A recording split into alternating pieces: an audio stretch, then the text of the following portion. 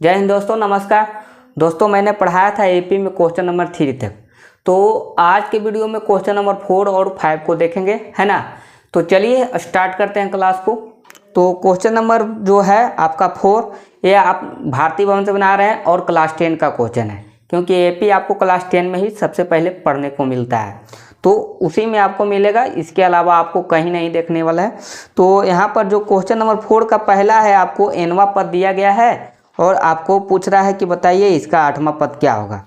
तो है ना, nवां पद क्या दिया गया है? nवां पद दिया गया है एपी का 4n-2, है ना। क्वेश्चन नंबर 4 को देखते हैं।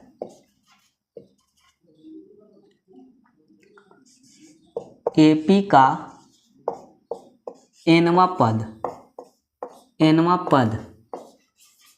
दिया गया है 4n-2।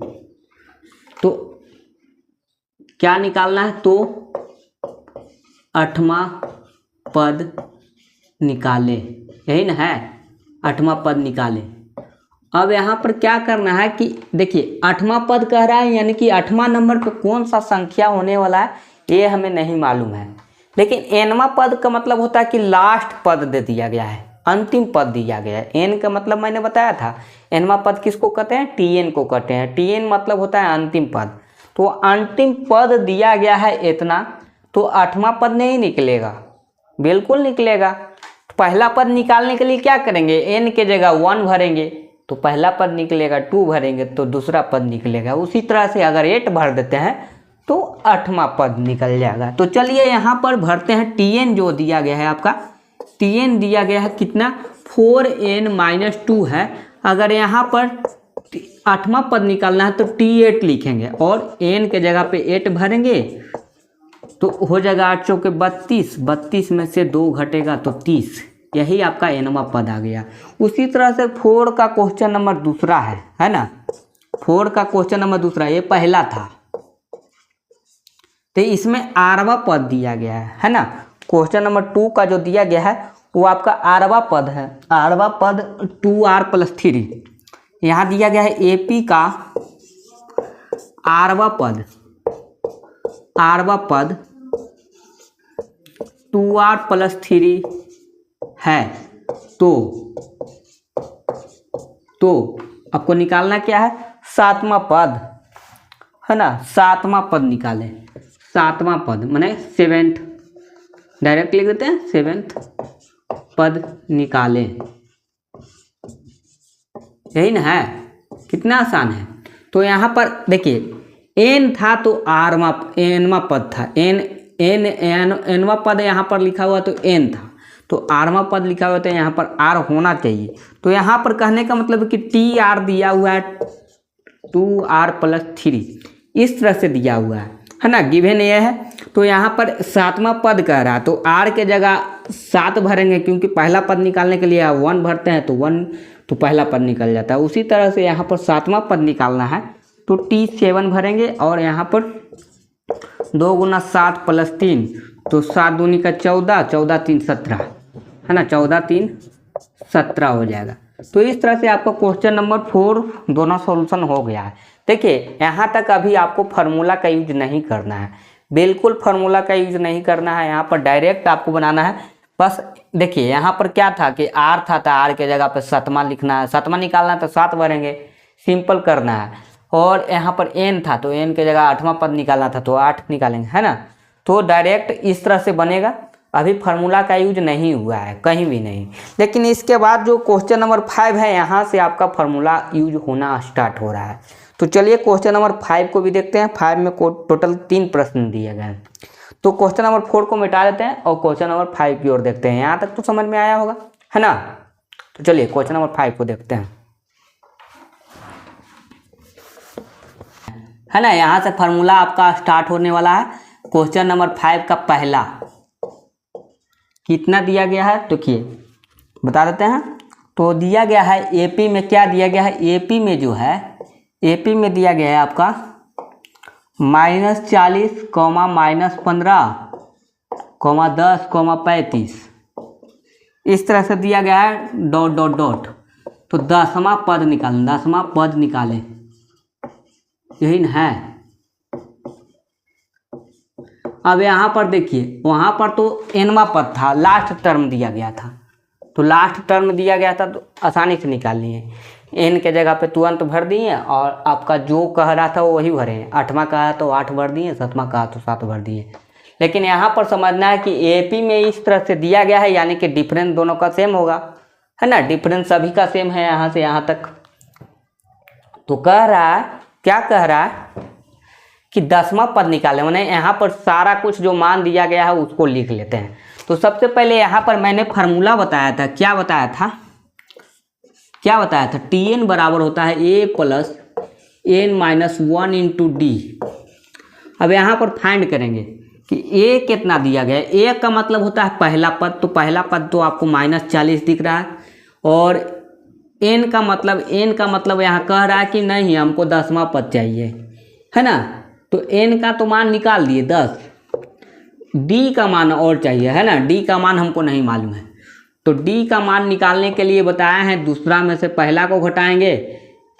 तो यहाँ पर जो है -15 में से घटाना है किसको, -40 को। तो -40 जो हो जाएगा वो प्लस में हो जाएगा, तो यहाँ पर 15 घटेगा 40 में से तो 25 आ जाएगा, है ना। 25 ना आ जाएगा, 25 आ जाएगा। तो d का मान जो आ गया 25, तो अब आपका Tn नहीं निकलेगा। देखिए a का मान मिला दिए, n का मान मिला दिए, d का भी मान मिला दिए, तो Tn निकालना कितना आसान है। Tn, तो n का मतलब 10वां पद, तो 10 भरेंगे। और यहाँ पर देखिए, यहाँ पर एक चीज़ और समझेंगे कि 10वां पद कहने का मतलब क्या होता है कि इस तरह से लिख सकते हैं। देखिए यहाँ पर ध्यान से देखिएगा, a plus 10 minus 1 into D. तो T10 बराबर लिख सकते हैं इस तरह से, a प्लस 9d। लिख सकते हैं कि नहीं लिख सकते हैं। देखिए n के जगह पे 10 भरना है, 10 भर दिए, 10 में से 1 गया तो 9d, है ना, नहीं a प्लस 9d। तो इस तरह से लिख सकते हैं। तो इसका मतलब है कि कोई भी पूछे कि भाई बताइए आपका क्या करना है, जैसे 8वां पद कोई कह दे, तो आपको लिखना होगा a प्लस, देखिए 10 था तो 9 हो गया, तो उसी तरह से 8वां कहेगा तो a प्लस 7d लिख सकते हैं। दूसरा पद कह दे तो a प्लस d लिख सकते हैं। यहाँ पर d का मान जो है एक कम कर देना है। तो यहाँ पर देखिए, अगर कोई 11वां पद कहे तो a प्लस 10d लिख सकते हैं, है ना। कोई अगर कह दे कि 100वां पद लिखिए तो a प्लस 99d, एक कम कर देना है, 100 से एक कम कर देंगे तो 99d। तो उसी तरह से 10वां पद कह रहा है, इसका मतलब यहाँ पर आपको शॉर्टकट में भी चल सकते हैं, जरूरी नहीं कि फार्मूला लिखिए कि चलेंगे, हाँ, लेकिन आपको शुरुआत में फार्मूला लिखना होगा। फार्मूला लिखने से क्या होता है कि फार्मूला लिखने से आपका फार्मूला याद होता है। तो फार्मूला आप देख के लिखिए, इससे कोई दिक्कत नहीं है, आपको याद हो जाएगा, है ना। देख के लिखेंगे बार बार तो आपको याद हो जाएगा। हर प्रश्न में आपको फार्मूला का जहाँ यूज होता है वहाँ पर फार्मूला लिख कर ही बनाएं। ये ऐसा ना कि आप फार्मूला एक जगह देख लिए, एक जगह कहीं लिख दिए और बार बार आप कहीं लिखने की आदत नहीं डाले हैं, तो ऐसा गलती नहीं करेंगे। आपको फार्मूला लिख कर ही बनाना है ना। फार्मूला लिख कर ही बनाएंगे। जैसे यहाँ पर मैंने फार्मूला लिखा है ना, देखिए यहाँ पर मैंने फार्मूला पहले ही लिख दिया, तो इसी तरह से फार्मूला लिख के उसके बाद सारा मान लिख लेंगे और निकाल देंगे। तो चलिए यहाँ पर देखते हैं कि a प्लस 9d, यहाँ तो समझ में आया होगा कि 10 में से 1 गया तो 9 होता है। तो इस तरह से कोई पूछ दे कि बताइए कि 14वां पद क्या होगा, तो आपको बोलना होगा a प्लस 13d, मैंने एक कम करके बोल देना है। तो इस तरह से हम लोग डायरेक्ट भी लिख सकते हैं, लेकिन फार्मूला लिख के ही आप बनाइएगा। मैं यहाँ पर डायरेक्ट लिखूँगा तो आपको समझ जाना है कि क्या लिखे हैं, है ना। तो a प्लस 9d और यहाँ पर मान दिया हुआ है सबका। तो देखिए मान तो अभी निकला नहीं है, a का मान -40 है प्लस 9 गुना d का मान 25 है। 25 में 9 से गुना करेंगे तो कितना आ जाएगा, -40, और यहाँ पर हो जाएगा 25 नवा 2 25, यानी कि 225 में से 40 घटाना है।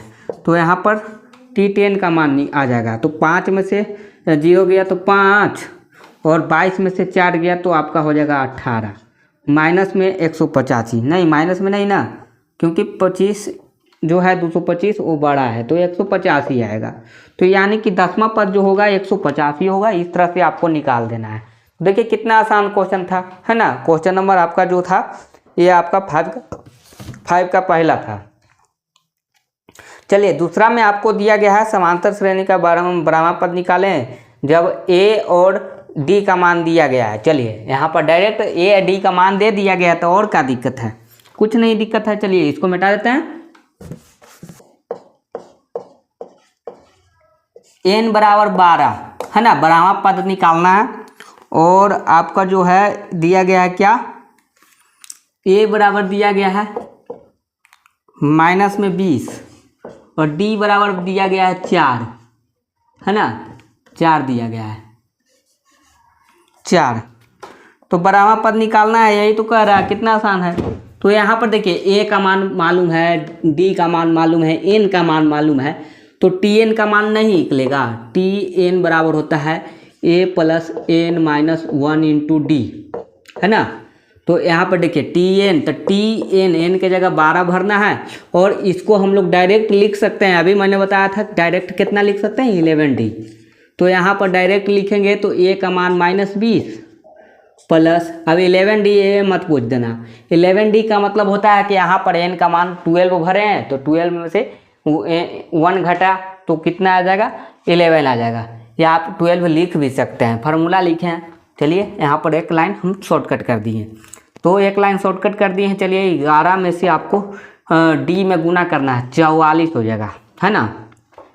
क्या हो जाएगा, 44।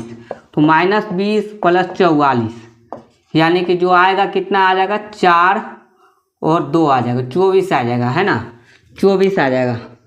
तो यहाँ t12 का मान जो आया है 24 आया है। उसी तरह से क्वेश्चन नंबर 3 को देखते हैं। क्वेश्चन नंबर 3 में जो दिया गया है tn का मान दे दिया गया है -150 है ना। जो डायरेक्ट मान है वो उसी को लिख देते हैं, जो दिया गया है उसी को हम लोग लिखते हैं। चलिए क्वेश्चन नंबर 5 का तीसरा, यहाँ दिया गया है tn का मान दिया गया है कि बताइए कि 150 जो माइनस में लिखा हुआ है वो कौन सा पद है, यानी कि पद है कौन सा पद है, यानी कि n का मान निकालना है, कौन सा पद है। tn का मान दिया हुआ है, nवां पद निकालना है, nवां पद नहीं 150 जो है वो कौन सा पद है ये निकालना है। nवां पद कहते हैं tn को ही कहते हैं है ना। तो tn का मतलब होता है nवां पद। तो nवां पद दिया हुआ है लेकिन n का मान निकालना है कि जो है एक केमा नंबर पे माइनस में 150 आता है। और जो दिया गया है क्वेश्चन, और क्या दिया गया है, तो दिया गया है यहाँ पर 11, 8, 5, 2 है ना। AP जो दिया गया है वो आपका दिया गया है 11, 8, 5, 2 इस तरह से। तो यहाँ से D का मान निकालेंगे, तो D का मान निकालने के लिए 8 में से 11 को घटाएंगे तो माइनस में 3 आएगा है ना। उसके बाद फार्मूला यूज करके आप निकाल सकते हैं। चलिए देख लेते हैं यहाँ पर कैसे निकलेगा। तो tn बराबर होता है a plus n minus 1 into D है ना। तो tn का मान है यहाँ पर माइनस में 150 बराबर a का मान दिया हुआ है। a का मान देखिए पहला पद होता है तो 11 है ना। और यहाँ पर d का मान जो है आपको मालूम है यहाँ पर 150 है, तो n निकालना है, n तो निकालना ही है। तो यहाँ पर d का मान जो है -3 आया है और -3 आया है, लेकिन ये आपका मल्टीप्लाई में है, ध्यान दीजिएगा ये आपका मल्टीप्लाई में है। तो -150 11 और यहाँ पर देखिए गुना करेंगे तो माइनस में 3n हो जाएगा, माइनस प्लस हो जाएगा तो 3 हो जाएगा।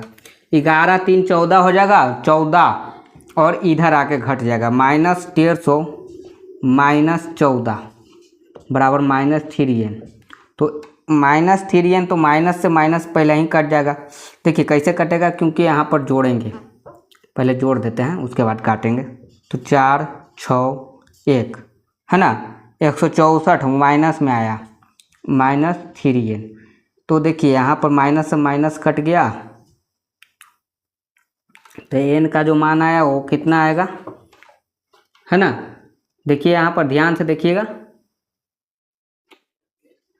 n का मान जो आएगा वो आपका 164/3 है ना। तो n का मान आपका 164/3 आया है। जो आपका यहाँ पर जो आया है प्लस में तो आया है, लेकिन यहाँ पर जो है बटा में आया है, तो इसका मतलब है परफेक्ट नहीं है ना।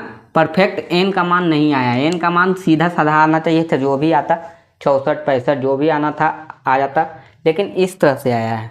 तो यहाँ पर ये इसको हम लोग क्या कर सकते हैं, ये पूर्णांक में नहीं है ना, पूर्णांक में नहीं है, पूर्णांक में नहीं है, इसलिए पूर्णांक किसको कहते हैं, तो पूर्णांक जो होता है माइनस प्लस और जीरो सभी शामिल हो जाता है और बटा में नहीं लिख सकते। ये भिन्न के रूप में आया, भिन्न के रूप में नहीं आना चाहिए था, यहाँ पर पूरा पूरा एग्जैक्ट कटना चाहिए था। 163 रहता तो हो सकता है, कटता नहीं कटता, 163 भी नहीं करता, 165 कट जाता, 165 रहता तो कट जाता, लेकिन 165 ना आके 164/3 आ गया है, तो इतना ही आएगा। चलिए ठीक है, तो क्वेश्चन नंबर आपका 5 का तीसरा भी कंप्लीट हुआ। चलिए, तो वीडियो ज़्यादा लंबा न हो इसलिए आज के लिए इतना ही रखते हैं और मिलते हैं नेक्स्ट वीडियो में। क्वेश्चन नंबर 6, 7 ये सब आगे की ओर देखेंगे। तो आपको ये वीडियो कैसा लगा कमेंट करके बताइएगा, और अभी तक मेरे चैनल से नहीं जुड़े हैं तो जल्दी से जुड़ जाइए। चैनल को आप सब्सक्राइब कर सकते हैं, सब्सक्राइब कर दीजिएगा। Thank you.